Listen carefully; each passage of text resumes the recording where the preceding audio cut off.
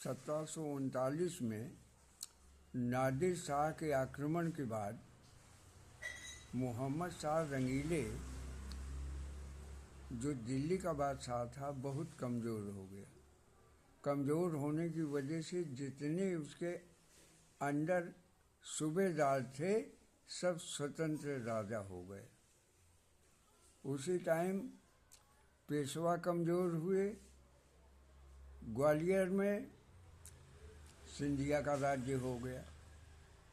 बड़ौदा में गायकवाड़ों का राज्य हो गया। इंदौर में होलकर का राज्य हो गया। नागपुर में रघुजी भोंसले का राज्य हो गया।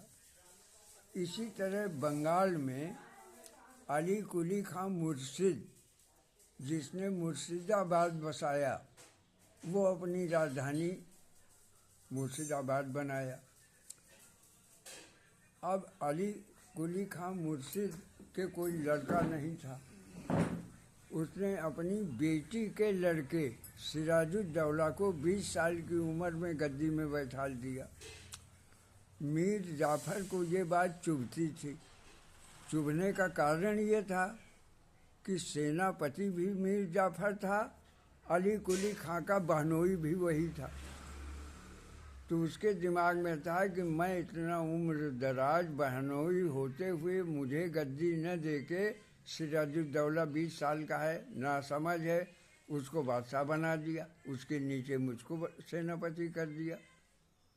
अंत में अंग्रेज़ों ने, उस समय कलकत्ता नहीं बसा था, इसको चंद्रनगर कहते थे, तो चंद्रनगर में उन्होंने व्यापार तो करना शुरू ही किया, साथ में एक किला बना लिया, तोपें रख लिया। लोगों ने उनको भड़काया कि देखो तुम्हारे विरुद्ध साजिश है। सिराजुद्दौला वहाँ सेना लेके गया, इनकी तोपें जब्त किया, अंग्रेज़ों को एक कोठरी में बंद किया, जिसमें 46 आदमी एक कोठरी में बंद किया। गर्मी का टाइम था, जून के महीने में वो 46 आदमी मर गए।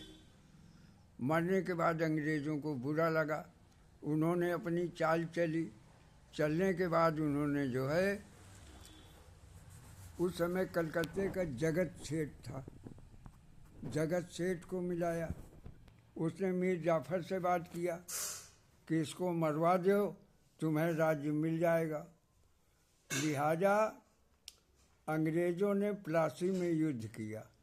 उनके पास केवल 15,000 सैनिक थे, 6,000 अंग्रेज, 9,000 देसी सैनिक, जबकि सिराजुद्दौला की सेना में 60,000 आदमी थे।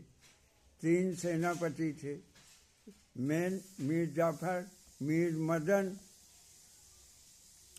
और एक और था। 3 सेनापति थे। 2 मिल गए मीर जाफर से।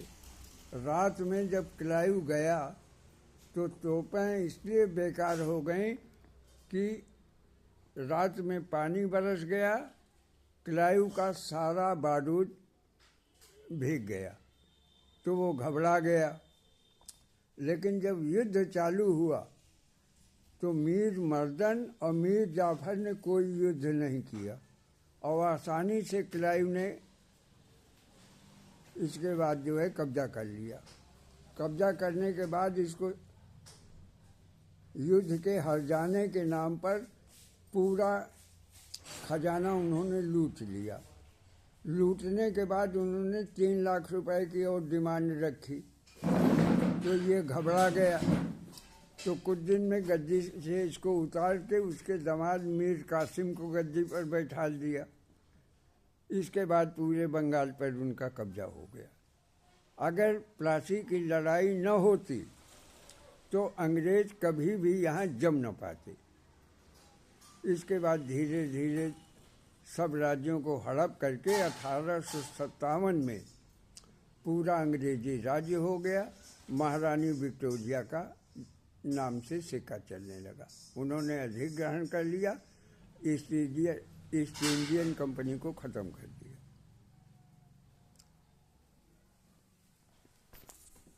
अभी आप लोग भारतीय इतिहास देख रहे थे।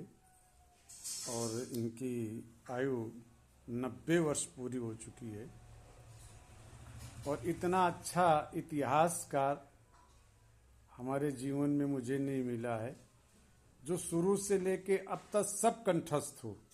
कहाँ पर युद्ध हुआ, किस जो है मुगल पहले आए, कौन शासक पहले आया, कौन अंग्रेज पहले आया, और किस अंग्रेज ने कितने दिन कहाँ राज किया, और किस मुगल ने या जो है मुस्लिम शासकों ने कहाँ कहाँ कितना राज किया, ये सारी इनको जानकारी है। और हम बार बार इनको धन्यवाद देते हैं, ये हमारे पापा जी हैं, और साधुवाद देते हैं। और ये हम चाहते हैं इनका आशीर्वाद हमेशा हम लोगों के ऊपर बना रहे, और ऐसे ही जानकारियाँ हम लोगों को मिलती रहें, आप लोगों को भी जानकारी मिले। इस उद्देश्य से मैंने आज इनका वीडियो बना के डाला, और आप लोगों को भी बहुत बहुत धन्यवाद, और इनका आशीर्वाद मिले। जय जय सिया राम।